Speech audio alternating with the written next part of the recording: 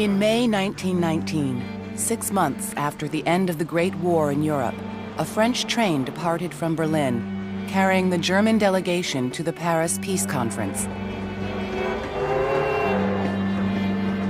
As the train came into France and passed through the war-torn countryside, it slowed to a deliberate crawl. The German delegation had to sit there and watch as unfolding around them was this unbelievably devastated landscape in which there were still bodies visible, in which this catastrophe of war had been waged over for 4 years, killing millions. There was a sense that Europe had done something probably that could not be repaired to itself, and there was a casting around for people to blame, and the obvious country to blame was Germany. But for the winners of the war, punishing Germany was just one of their tasks. They also hoped to create something new, a future without such wars. From the ordinary soldier to the biggest ruler in the land, what everybody knew was they had to figure out a way to make sure that something like World War I didn't happen again. The victors decided to meet in Paris to begin the daunting task of rebuilding the world and making a lasting peace settlement with Germany. In a clash of personalities and agendas, facing unimaginable circumstances, the world's leaders met for 6 months to try to deliver that promise. But just a few years later, their plan for peace would unravel, catapulting the world toward the very tragedy they had wanted to prevent. Was it their fault, or was it inevitable? Most actions have unintended consequences. Things which are done for very good reasons, as it seemed at the time, can often have huge, unforeseen and unintended and unwanted consequences later.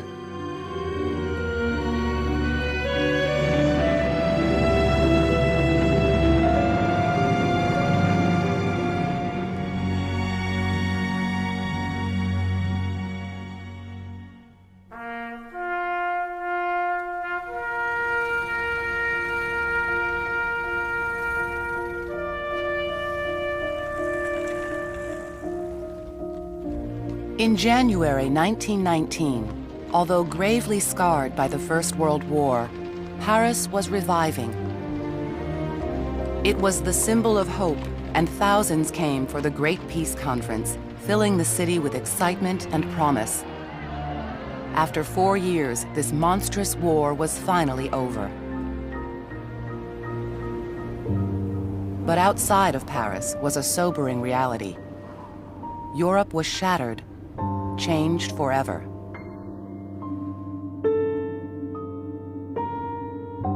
The war had been horrific and unparalleled in scope and scale. When 1914 comes and the war breaks out, the countries find out that they can wage a war that is much larger and much better supplied and much bloodier than any war previously. Once they began to understand that this was different, they didn't understand how you won this new kind of war. And learning that lesson cost you millions of men.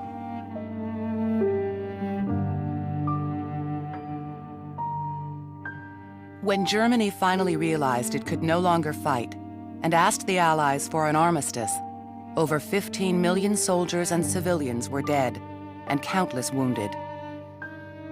Much of France had been decimated by German armies. And the rest of Europe was in turmoil. The 3 great empires that had dominated the continent had evaporated overnight: the Ottoman Empire, Austria-Hungary, and Tsarist Russia, leaving anarchy and the threat of widespread revolution in their wakes.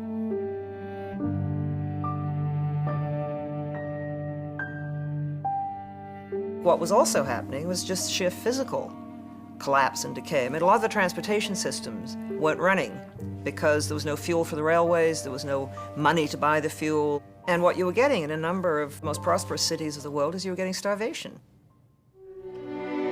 The organizations that had run the world for the last century have disappeared. And so there is no one else but those men in Paris to make decisions about how the world's going to run in the future. And that future had to be built nearly from scratch.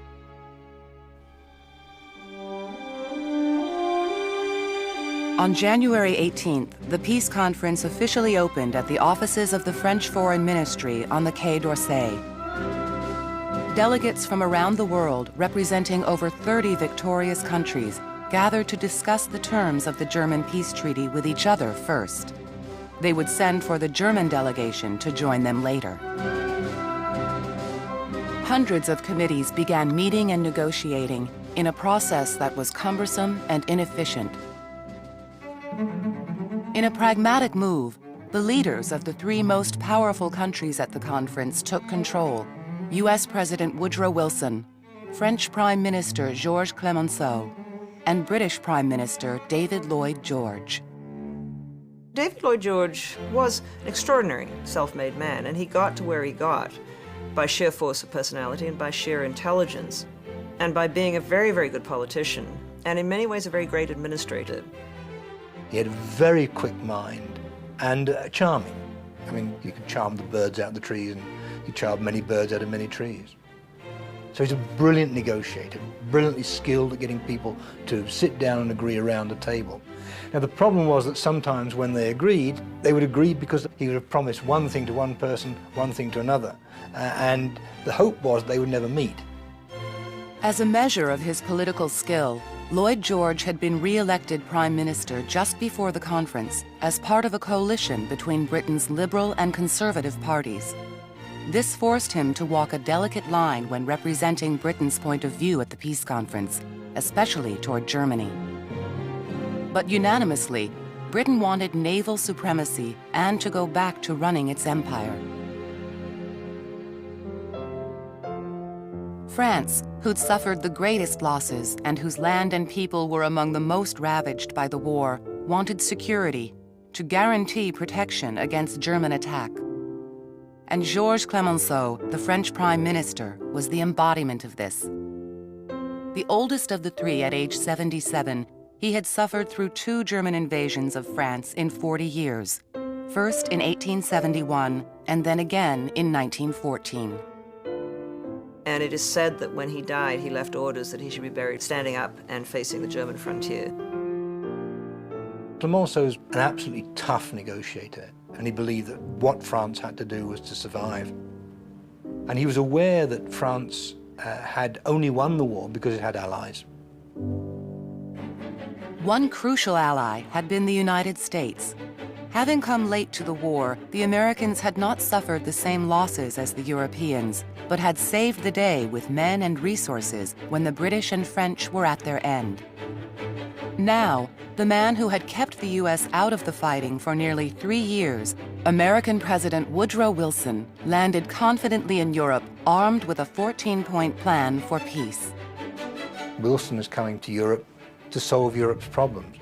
He's talking about national self-determination, talking about democracy, making the world safe for democracy.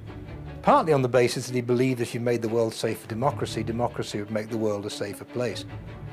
So he's got a vision of a post-war world.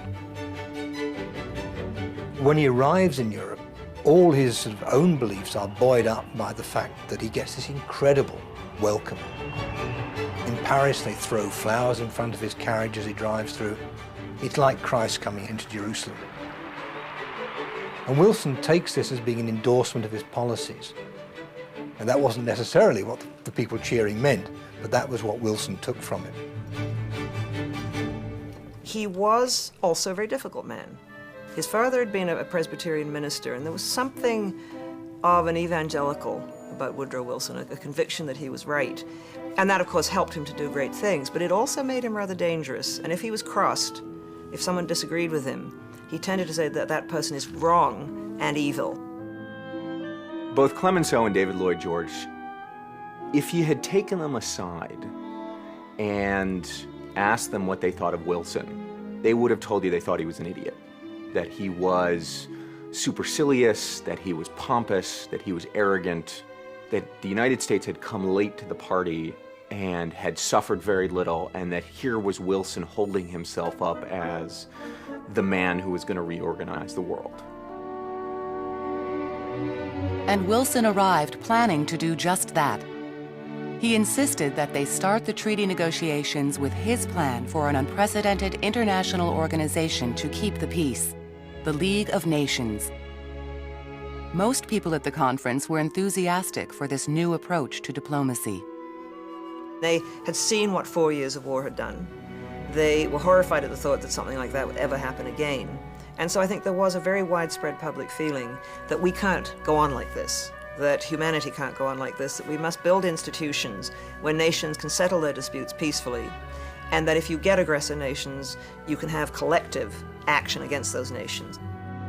Wilson was aware that the treaty would make mistakes, and for him the great safety net was the League of Nations. It would put right the things which they hadn't got right, working under such pressure as they were working at the time. And these pressures were all around them. Hundreds of people had come to Paris out of the crumbled empires of Central Europe and the Middle East. Poles, Czechs, Kurds, Ukrainians, and many others wanted recognition for their causes, their ethnic and national identities, or help settling territorial disputes. The magnitude of this task made the League of Nations ever more crucial. For the first time in history, nations of the world would respond together to international conflicts, mediating when passions flared in order to prevent war. Lloyd George and Clemenceau sort of think it's cute.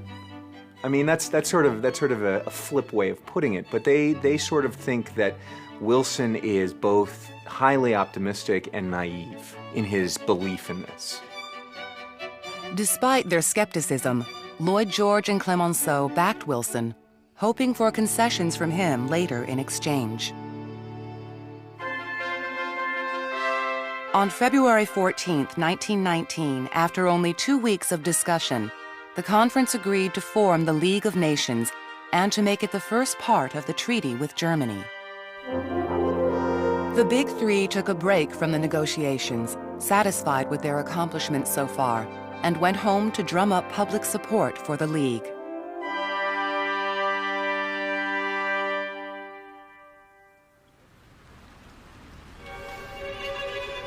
One month later, in March, Wilson, Lloyd George, and Clemenceau reunited in Paris. But even with visions of a new diplomacy lingering in the air, the people of Europe were still calling for German blood. And adding to the pressure, a harsh winter had fueled a ravenous flu epidemic, and millions were dying. People in Britain and the United States and France were saying, well, what are they doing all the time? You know, why can't they draw up some peace terms and get on with it? There was a feeling that this is all taking too long. We're delaying too long. The world was not getting any better. There were more demonstrations, more riots, more evidence of troubles from all over the world. If we don't get a peace very soon, who knows what's going to happen? And so that added to the pressure on the peacemakers. Working tirelessly in Wilson's study and brushing aside petitions from the hundreds seeking audience with them, the Big Three finally turned to the question of what to do with Germany. And they had a whole series of issues to deal with Germany. What were the new frontiers of Germany going to be? What was Germany's military strength going to be allowed to be? How was the new Germany going to be incorporated into the new international structures of international affairs? Would, for example, it be allowed to join the League of Nations? What was Germany going to have to pay for the cost of the war? You can understand it. I mean, people were saying in 1919, well, who did all this? And the idea that it was just all a mistake, it was not something that people could get their heads around. And so what they were saying was someone did it, someone ought to pay it. But you also have this issue of how do you prevent Germany from becoming powerful again. Before the Great War, Germany had been an overbearing giant forged from smaller countries after defeating France in 1871. Germany was simply too powerful a country to fit comfortably in Central Europe. The political organization of Europe had been unbalanced by the presence of Germany. World War I was largely about that imbalance. The Germans attempting to break out of the straitjacket that they felt was surrounding them because of the way Europe worked. Clemenceau and the French favored a drastic solution: break Germany up again into its smaller parts. But Lloyd George and Wilson opposed this, wanting to keep Germany intact as a bulwark against a new threat: the Russians. A vital ally during the war, Russia had collapsed in 1917 and was now led by Vladimir Lenin and his Bolshevik Party. Lenin was calling for a worldwide communist revolution. The spectre of Bolshevism was a huge threat to the peace conference. It's an issue which nobody really defined very clearly, but they thought about it in terms of anarchy, chaos, the collapse of order. They are terrified of a Bolshevik wave sweeping out of the steppes of Russia. But they're also terrified of a resurgent Germany. And they can't figure out a way to deal with both effectively. Fear of the Bolsheviks would convince the Allies to keep Germany whole, but they still had to find a way to protect France. The Big Three agreed that the German military must be dismantled and that the Germans should pay reparations. But Clemenceau also wanted land along Germany's border with France, so they could have a buffer against invasion and chip away at Germany's size. Wilson and Lloyd George balked at the idea, fearing it could fuel instability.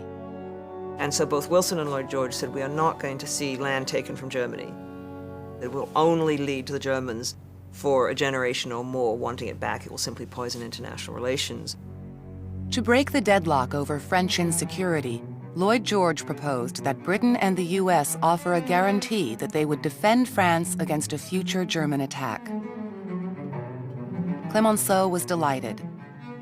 But there was a catch.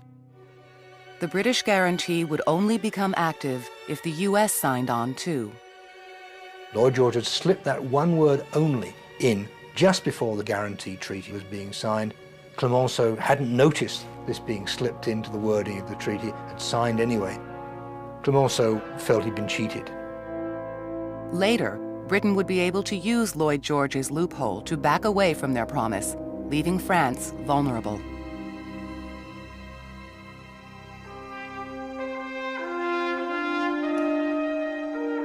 As summer approached, the Big Three would continue to horse trade over the German peace terms, arguing and compromising every contentious detail. Meanwhile, on the streets of Berlin, the mood was volatile.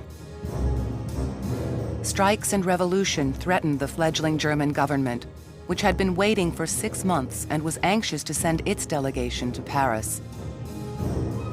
They'd prepared extensively for tough diplomacy, and expectations were high. But even though the German generals had capitulated and the Allies had seized their weapons at the end of the war, the German people became convinced during these months of waiting that the armistice was more of a ceasefire than a surrender. Partly, it was the sheer physical fact that Germany itself was not occupied. And if you don't see enemy soldiers on your territory, you don't have the same sense of defeat that you might have if they're actually there billeted in your houses and marching down your streets. The German armies withdrew in good order, and they marched back into Germany, and they were greeted as a triumphal force. And so they began to foster this myth that Germany had not been defeated, and the only reason Germany had stopped fighting was because of the cowardice of the politicians at home. Much more dangerously, the myth began to include various groups in German society, and you got what came to be known as the stab in the back myth. The myth that Germany had been defeated on the home front by cowardly politicians, by socialists and communists, and by the Jews. Finally, the Allies sent notice, and the Germans headed to Paris for what they thought would be peace negotiations.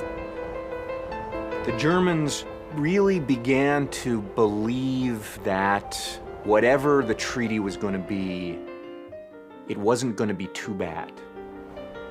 They believed that they were going to go to Paris and be treated as equals by the negotiators, not as losers. But on their long, slow train ride through the French countryside, through the blighted landscape and horrors of the war, they began to realize that they might be wrong. The German delegation was brought into a small train station and then to the second-rate Reservoir Hotel near the Paris suburb of Versailles. The whole hotel was ringed with barbed wire and armed guards. This, it was said, so that the angry French people wouldn't, come in and beat them up. But the Germans, of course, felt they were in a sort of prison. And their luggage was all dumped in the courtyard of the hotel, and when they looked around for porters, the French said abruptly, "You carry it yourselves." And they are sitting in the hotel, convinced the French are listening to them, which of course the French are. So they have a pianist playing very loudly on the piano all the day, or they're playing their gramophones all the day in order to confuse the French listeners. The head of the German delegation was Count Ulrich von Brockdorff-Rantzau, the foreign minister. He was tall, distinguished, and wore a monocle, the epitome of the German aristocrat. Brockdorff-Rantzau was not as hidebound and conservative as he looked, but very stiff-necked and very much on his dignity and very much prepared to really be tough if he possibly could, because he felt that Germany really had to negotiate very, very hard indeed. But he would never get the chance. 1 week after their arrival, he and the German delegates were summoned to the Trianon Palace Hotel to be brought before the victorious powers and handed the completed treaty. They were brought in and told to sit down, and Brockdorff-Rantzau said it looked like a prisoner's dock, where prisoners sit in a courtroom. And Clemenceau said, "Here you are, here are your peace terms, take them or leave them, there will be no negotiations. If you have any comments, you can submit them in writing." And when Clemenceau reads out its major provisions with his face stony and cold and hostile, the Germans were shocked. More than they should have been, but still shocked. Brockdorff-Rantzau had prepared 2 speeches to read in response to the Allies, one mild and one harsh. And at that point, von Brockdorff-Rantzau decided to pull out the tougher speech, and he gave it sitting down. Now, a lot of people at the time thought that was sheer German arrogance, that he was too impolite even to stand up, although others who were there said that he was shaking so much he couldn't have stood up. It's not clear, but it left a very bad impression. It just confirmed the view that the Germans were pig-headed and stubborn and there was no point dealing with them, and read out this very defiant speech and said, you want to destroy Germany, you want Germany to cease to exist, we cannot possibly accept such terms. Got up and marched out. And as he stood on the steps outside the Trianon Palace Hotel, lit a cigarette and very sort of defiantly smoked it and walked off. The Germans were given 2 weeks to respond to the ultimatum in writing. Back at their hotel, the delegates dove into the massive treaty, which had over 440 clauses. They literally tore it into parts so they could read it more quickly. It was this Greek chorus of disaster unfolding in the room. We're losing all our colonies, we're losing the Navy, the Army's going to be reduced down to nothing. And because they're in private, they are not at all restrained about showing their reactions. Some of them begin weeping. Some of them begin drinking. But all of them begin to understand the sort of full measure of what they see as a disaster. When the delegation returned home, the German public was outraged. Not only would they have to give up their colonies and most of their military, they would also, in fact, lose valuable land along their border, a French victory during the negotiations. But the most egregious clause insisted that Germany admit responsibility for the war and pay huge sums in damages to the Allies, the actual amount to be decided later. And that was another thing the Germans resented. They had to sign a treaty in which they promised to pay reparations, but they didn't know how much they would have to pay. The Germans had expected Wilson's influence to soften the peace agreement. But despite his idealism, Wilson still believed in retribution for sin and supported the Allies in their calls for punishment. They based their case on 3 premises: that Germany had started a war illegally, that they'd fought the war in a harsh and illegal manner, and that they'd lost. The Germans accepted none of those 3 premises. And when that feeling developed, it undermined the whole basis of the peace. because you make a peace based on an assumption that one side's won, the other side's lost. If you begin to feel that, in fact, the war had ended in a stalemate, then the peace in which people on the losing side had given up things came to be seen as increasingly illegitimate. And that was a very, very important shift.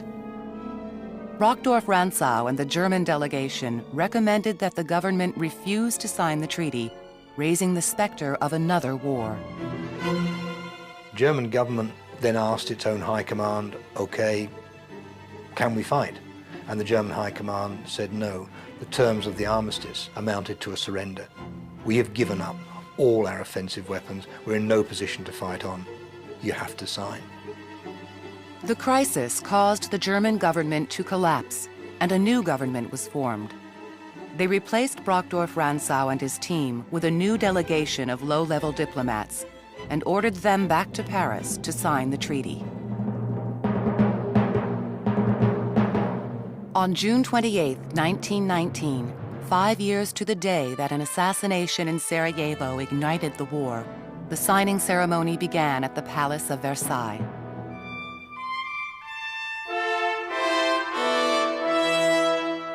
Hundreds pressed into the historic Hall of Mirrors, and the world watched as the Germans quietly signed the Treaty of Versailles. Finally, Europe could move forward and begin to heal.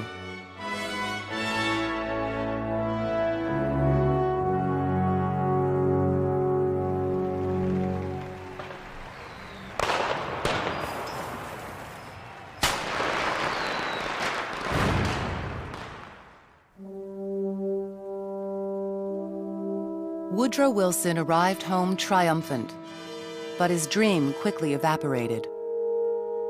Wilson, a Democrat, needed approval from 2/3 of the Republican-controlled Senate for the Treaty of Versailles to be ratified. But he refused to accept even minor changes. While trying to drum up public support, Wilson suffered a crippling stroke. And without his voice to champion it, the treaty with his League of Nations failed to pass. Wilson, in a sense, by his own stubbornness and his refusal to compromise, ensured that the United States wouldn't sign the Treaty of Versailles, wouldn't join the League of Nations. The United States retreated in isolation. And the three men who dominated the Paris Peace Conference and whose decisions would have the most far-reaching outcomes soon would be out of power. Woodrow Wilson's stroke left him an invalid, and his wife would run the government behind closed doors. David Lloyd George would be forced to resign from office in 1922. And Georges Clemenceau would retire after a failed bid for the presidency. But the work of the conference continued.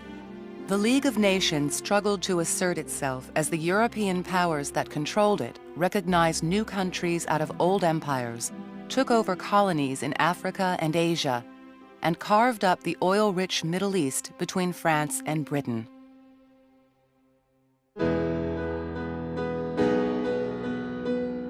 In 1919, when world leaders had gathered in Paris, they had faced enormous pressures: revolution, famine, and a shell-shocked public calling for revenge. Their plans for a lasting peace and for sternly addressing Germany would have sweeping and unintended consequences.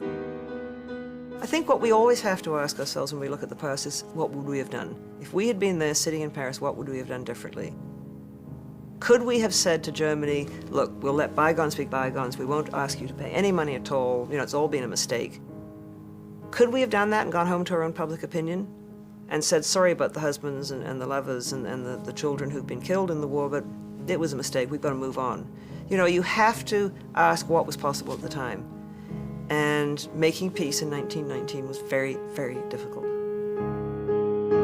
The Treaty of Versailles certainly wasn't an ideal settlement, but it was probably the best that could be reached in the circumstances at that time. It wasn't without faults, it wasn't without major things which needed to be changed.